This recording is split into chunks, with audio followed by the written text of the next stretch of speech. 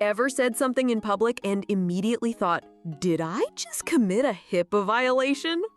Don't worry, you're not alone. Social workers are superheroes, but even heroes slip up. In this video, you're going to see some of the most common, real-world HIPAA mistakes that even seasoned pros make. You might recognize some of these from personal experience. But don't panic, this is about learning and making improvements. So buckle up and keep your arms and legs in at all times, because it's going to be a wild ride. Here we go. All right, let's jump into the first scenario and see where it all starts to go sideways. Yes, the classic hallway confession. Right outside the bathroom and next to the vending machine.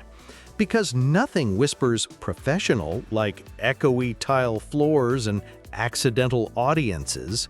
You didn't mention any names, of course, but you also described your client's entire life story.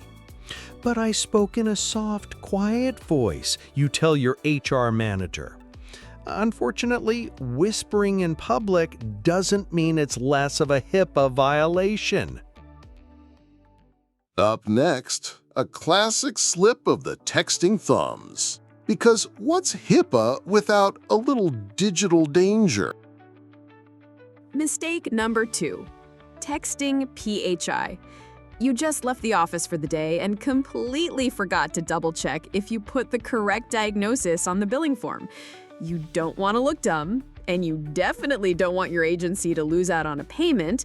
So you decide to text your coworker on her personal phone to ask if she will check the billing form for Janet Smith to see if you put a diagnosis of major depressive disorder. Bold move. Sending text messages containing PHI might as well be written on a sticky note and put on your desk. Oh wait, have you done that too? The break room is so close. There's no way something could happen in a matter of minutes. Oh, wait, you're right. It can happen in seconds. Mistake number 3, unattended records. You desperately need a caffeinated beverage. That's completely understandable. Believe me, I know. You're just going to run to the break room and be right back. But you left your intake notes on the desk. They were sitting there begging to be read, like a New York Times bestseller. Spoiler alert! The HR supervisor happened to see them as she passed by your office, and let's say it's now her new not favorite novel. Leaving client documents on your desk is like turning on a flashing neon sign that says, "Unauthorized access, welcome." Coming up, you just can't seem to help yourself. There's so many interesting client stories that if you don't tell somebody, you feel like you're going to burst. Okay, buckle up, folks, because we're going for a ride on the Overshare Express. Choo-choo! Mistake number 4, oversharing with colleagues. A friendly coworker at the agency asks how your internship is going, and boy, do you spill the tea, every drop. You couldn't help it. There are so many juicy details to share, and so many clients with fascinating and strange stories. You can't make this stuff up. So you start sharing everything, and believe me, it was the unabridged version. However, you forgot one crucial detail. You didn't have authorization from the client. No release of information, no sharing.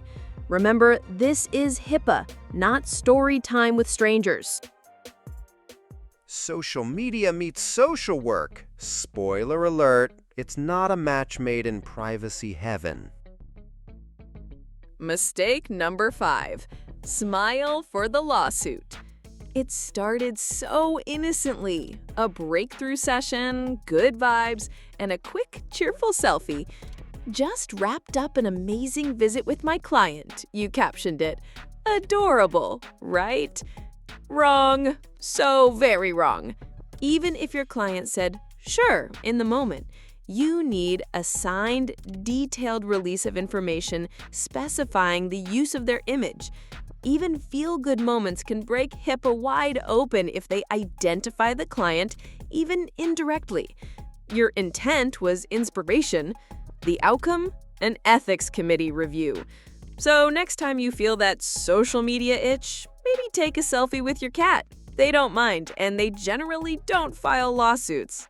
Guess what? You've earned a bonus round. But don't get too excited. It's HIPAA, not Vegas. HIPAA mistake bonus number 1, snooping in healthcare records. Because nothing says trustworthy professional like creeping through charts you have no business opening. Snooping is like the social media stalking of healthcare, except this time it's a federal offense. Taking a peek into healthcare records for no work-related reason is a one-way ticket to losing both your access and your credibility. Whether you're curious to find out your friend's diagnosis, read all the juicy details about your neighbor's relationship problems, or look to see which celebrity is being seen at the agency, it's all the same to HIPAA, a big invasion of privacy. Just taking a quick peek is still a violation, and it will get you noticed in all the wrong ways. Bonus mistake number 2, impermissible disclosures.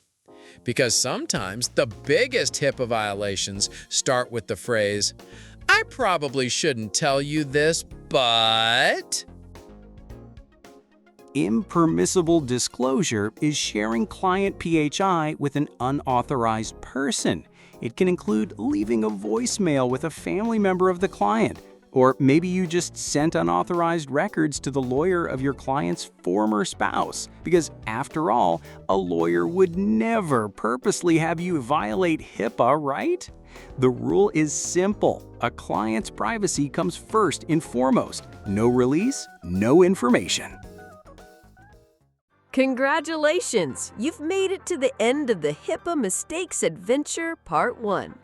You may be experiencing some dizziness, slight nausea, and hopefully a little wiser about what not to do. Please exit the wild ride carefully, and don't forget your personal belongings or your client's privacy. Don't wander too far, though. Part 2 is waiting with even more twists, turns, and yes, plenty of HIPAA-sized thrills. See you next time. Be sure to like, subscribe, and share this social work field education channel with students, field instructors, and faculty. Stay tuned for more informative and entertaining social work training videos.